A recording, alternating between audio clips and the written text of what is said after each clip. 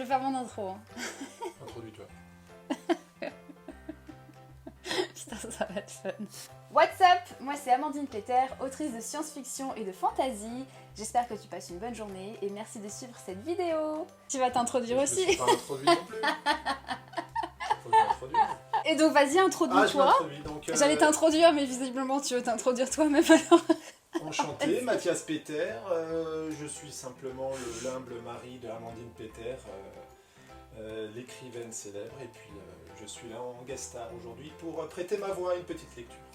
Alors, pour cette vidéo, c'est une spéciale sans abonnés. Merci beaucoup pour vos likes. Une centaine d'abonnés, parce que sans abonnés, c'est comme si t'en avais pas en fait. Pour la centaine d'abonnés. Merci pour tous vos likes, vos abonnements, ça compte beaucoup pour moi. Et c'est vraiment quelque chose que j'adore faire, des vidéos YouTube. Donc aujourd'hui, je vous propose quelque chose d'exceptionnel. Une vidéo spéciale.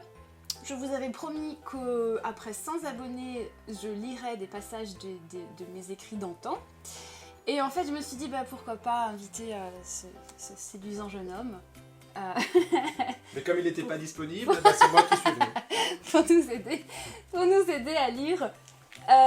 Alors, c'est deux choses. Dune. Non, c'est pas Dune, c'est pas moi qui ai écrit Dune. C'est Frank Herbert. Premier roman. Premier roman, Le 8e monde, que j'ai écrit à... L'âge de 8 ans. Non, 15. Okay. 15. Le second, on voit pas très bien, mais je vais vous dire. De toute façon, c'est à l'envers, non? Comme ça, peut-être. Non. L'horloge des rêves. T'es prêt? Qu'est-ce qu'on fait alors? Tu ouvres au hasard et tu lis un petit paragraphe? Bah non, on va dire page de 22. Comme 22. Le 22 décembre. Voilà. Quel jour, on se demande ce que c'est. Est-ce que c'est le 22 décembre? Ça, vous le saurez peut-être dans le futur. Donc, je suis donc à la page 22. Un numéro de paragraphe? Numéro paragraphe 5. 5. Et ouais, juste un paragraphe. Quoi. 3, 4, 5. On va essayer de vous le mimer en même temps. Alors, c'est parti. Le mimer. On n'est pas au Time's Up. Le porteur du trousseau n'avait toujours pas lâché l'anneau de métal aux 32 clés. Il n'avait guère bougé d'un pouce, assis depuis l'aube dans l'un des entrepôts d'Inland 6, les yeux rivés sur l'horloge, qui n'était plus qu'une épaisse masse dissimulée sous une vulgaire toile, comme s'il attendait qu'elle se mette à parler et à danser une valse. C'est rigolo. Inland 6, c'est le nom du monde que j'avais créé. Et il y a bel et bien un trousseau avec 32 clés qui ouvre une porte où cette fameuse horloge, l'horloge des rêves, se cache. À moi. À toi. Paragraphe...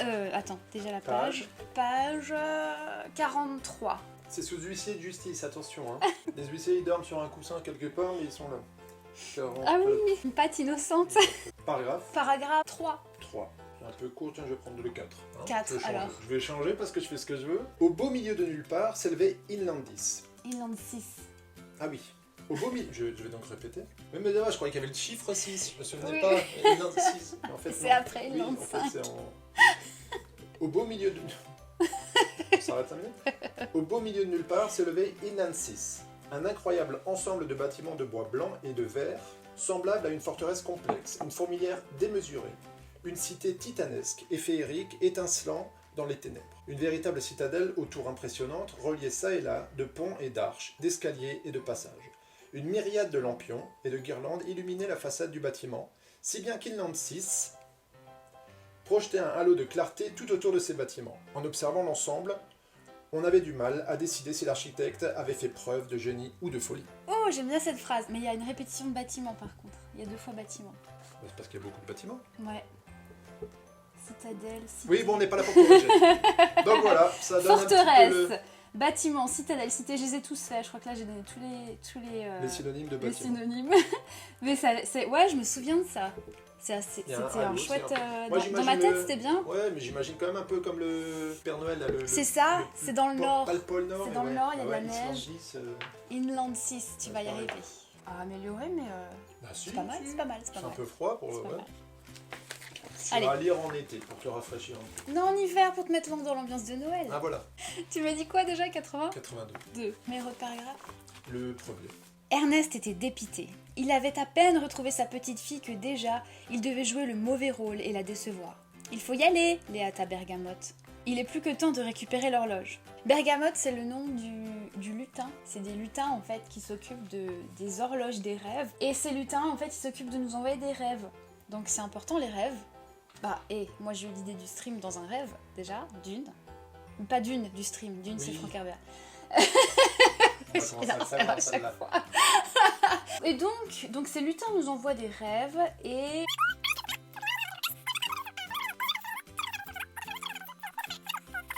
Ça c'est l'histoire.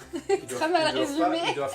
Très mal résumé. Nos héros ne doivent pas s'endormir. D'ailleurs, pour écrire un résumé accrocheur, je t'invite à regarder ma vidéo, qui c'est à peu près ici, là, pour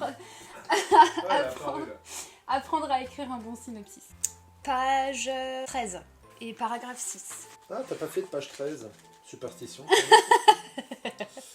Ce serait rigolo. Ah si, j'ai trouvé. C'est après la 12. T'imagines, il n'y aurait jamais de page 13 dans les romans. Ce serait rigolo. Comme les ascenseurs. Et paragraphe 6. C'est loin ça. Mais tu fais... 7, 9. Voilà. S'il te plaît.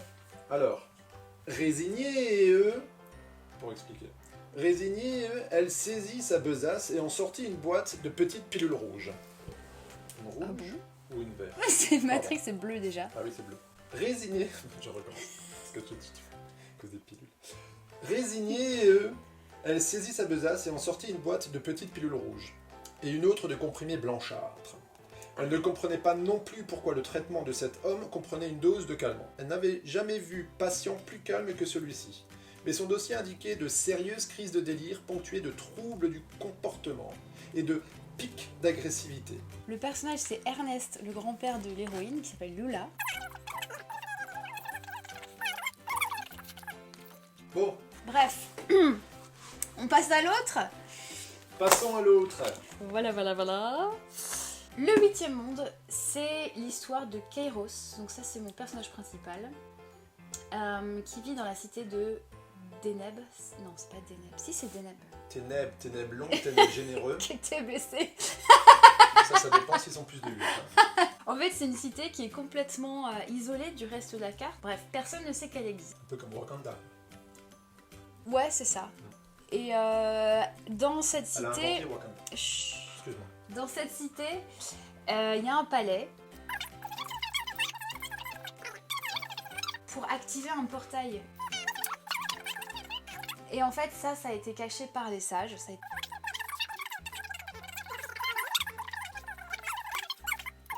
Il y a tout ce que je déconseille de faire. Des paragraphes de 168 mots. Ouais.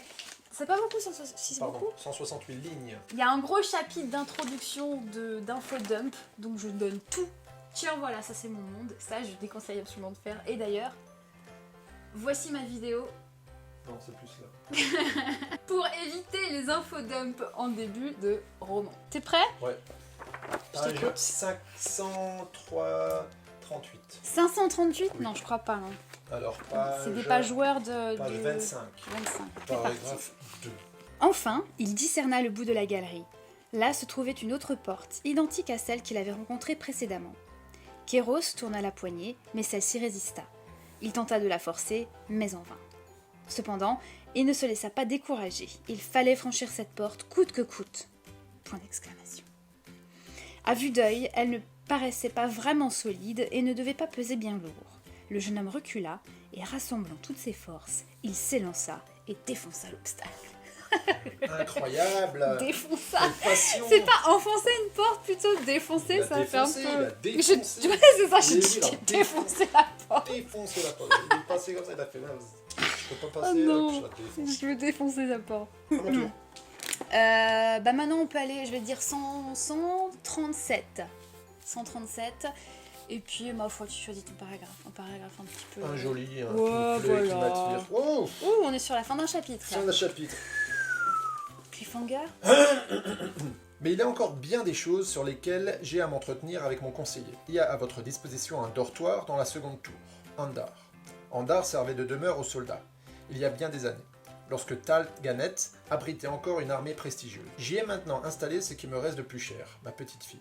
Le dortoir se trouve au bas de ces appartements. J'ai bien peur qu'ils soient encombrés par des livres et les ouvrages de Talganet depuis que les bibliothèques ont été décimées à travers tout Héliotrope. Oh non! Mais cela conviendra, j'en suis sûr. Maintenant réfléchissez à cette quête. Vous êtes encore libre de refuser. Vous avez une journée. Ce soir au crépuscule, vous viendrez me retrouver et m'annoncer votre décision. Oh! Puissent vos esprits trouver la voie vers les meilleurs chemins. Oh! Décision. Incroyable. Enjeu. Moi j'ai envie de tourner. On va voir ce qui se passe. Et voilà, je le savais. Quoi? Rien, je dis Y'a pas. rien. Ah ben, faut pas dire. Allez, à mon tour. Page 100. 100. Début de chapitre. Ça commence par car. Je me Et prends tu pas enlèves le pourquoi. corps alors. Tu juste devant. Car devant ses yeux éblouis. Alors, c'est la première phrase du Tu as chapitre. écrit ce bouquin à l'âge de 8 ans, ma chérie. 15 ans. Devant ses yeux éblouis se déployait une étendue infinie de dunes. Ah bah tiens, Ouais. On sait qui c'est qui a écrit maintenant. Frédéric en Weber. 63 quand j'avais moins 17 ans. je reprends. Oui, moins 17 ans, j'étais pas née en 63. Je crois que c'était un peu plus que 17 ans, mais enfin bon, on va pas revenir là-dessus. Bah si. Non, moins 18. Bah 65. Oui, on n'est pas là pour faire des maths. Parce que forcément, si on est en littérature, c'est qu'on n'aime pas trop les maths. Devant ses yeux éblouis se déployait une étendue infinie de dunes d'un sable ocre et brillant. Elles ondulaient sous le soleil, telles des vagues pétrifiées, se doraient sous ses rayons flamboyants, et de leur teinte mordorée, s'étiraient bien au-delà de l'horizon. Elles semblaient avoir été déposées ici, dans un environnement qui n'était pas le leur, comme si une main de géant, ayant arraché la parcelle à son désert d'origine, en avait recouvert une partie de la vallée. Car en effet, rien de l'autre côté, à Deneb, n'aurait pu laisser présager l'existence d'un immense banc de sable parmi la végétation luxuriante de la montagne. Oh, c'est intriguant ça. Oui. Il y a des dunes. C'est le palais des dunes, c'est ça en fait, je me souviens. Palais des Dunes à ne pas confondre avec le palais des Dains. Pour revenir à ta question de tout à l'heure, Ok. Bon. 22 ans. 22 ans quoi? Entre 85 et 63. Mais non. Ah oui. Oh putain. Je mélange. Allez, quelle page? 111. C'est ainsi que les compagnons découvrirent la quatrième et dernière salle d'entraînement. Elles étaient toutes 4 positionnées en carré, de telle façon qu'en traversant le mur le plus proche du coin central, faudrait que je fasse un dessin, on put faire le tour et pénétrer. Elles étaient toutes 4 positionnées en carré, de telle Carré. façon qu'en traversant le mur le plus proche du coin central, Ouais. on put faire le tour et pénétrer dans chacune d'elles tour à tour. Waouh. Super, Super visuel. La description des salles. Il y a un mur en Je plein crois milieu. que j'ai. Il y a un mur en angle en plein milieu Il de la y a salle. un carré. Ouais, et en plein milieu, il y a un mur qui fait un angle. Avec un coin. C'est juste ouvert au milieu? Je comprends pas. La quatrième et dernière salle d'entraînement, elles étaient toutes 4 positionnées en carré. Donc toutes les 4 étaient positionnées en carré. Ah, un gros avec quelle salle? 1, 2, 3, 4, c'est ça un grand carré. Donc chaque coin est deux. Voilà. 4 petits carrés dans un grand carré. Clair comme de la boue. Voilà. À moi. Enfin à toi. 67. 67. Comme. Le barin. Au dehors, la ville se présentait sous un autre jour. Le soleil brillait à la place des sphères de lumière éteintes et la forêt resplendissait de clarté. Les rayons perçaient la voûte feuillue en de légers halos, créant ainsi une atmosphère paisible et féerique.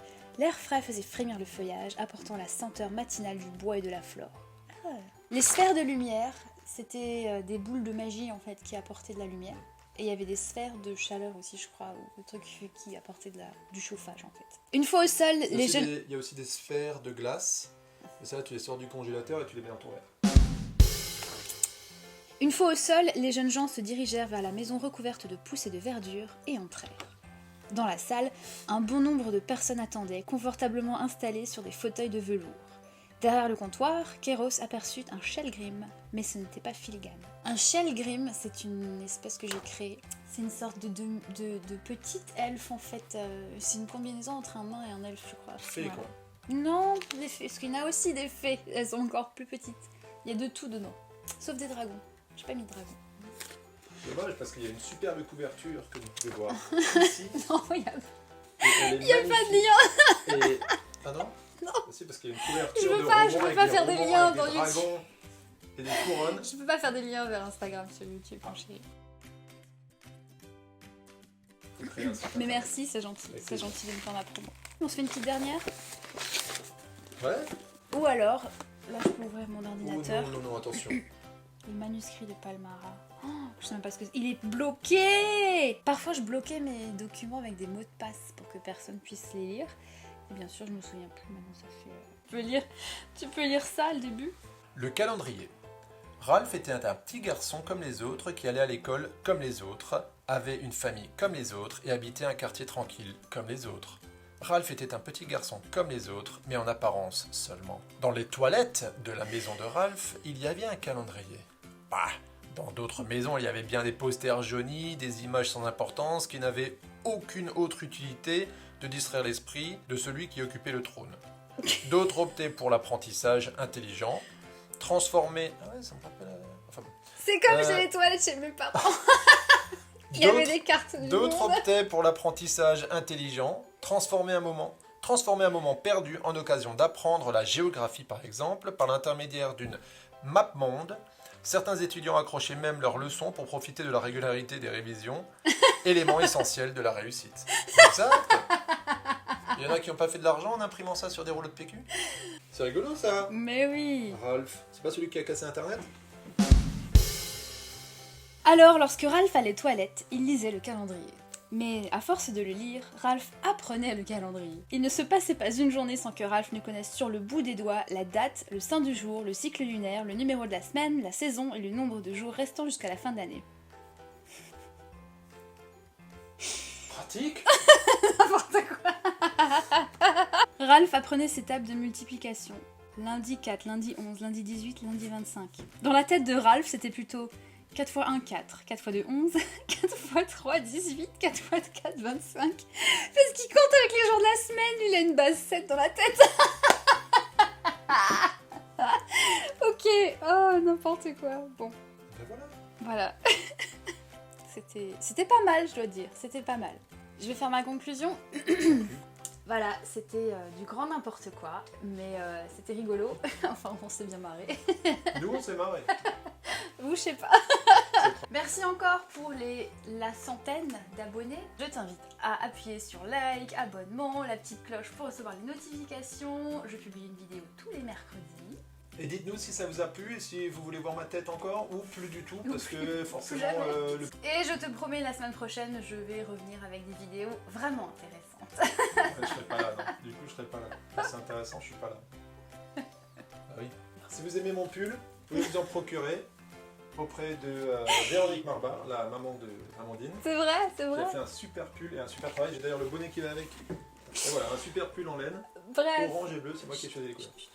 je Merci Véronique. te rappelle que je suis l'autrice de la saga Les Nébuleuses, le tome 1, La couleur des nébuleuses, le tome 2, Le silence des nébuleuses, qui est une histoire de space opéra et que tu peux retrouver chez Explora Éditions, ainsi que la trilogie Le Stream en 3 tomes. Oui, 3 tomes, c'est trilogie. Ouais. Qui est une histoire de dystopie et de science-fiction et que tu peux également retrouver chez Explora Éditions. Voilà. Ah ouais. Bon. Voilà, merci d'avoir suivi Pardon. cette vidéo Je crois que c'était coupé. T'avais pas coupé en fait. et je te dis à la semaine prochaine.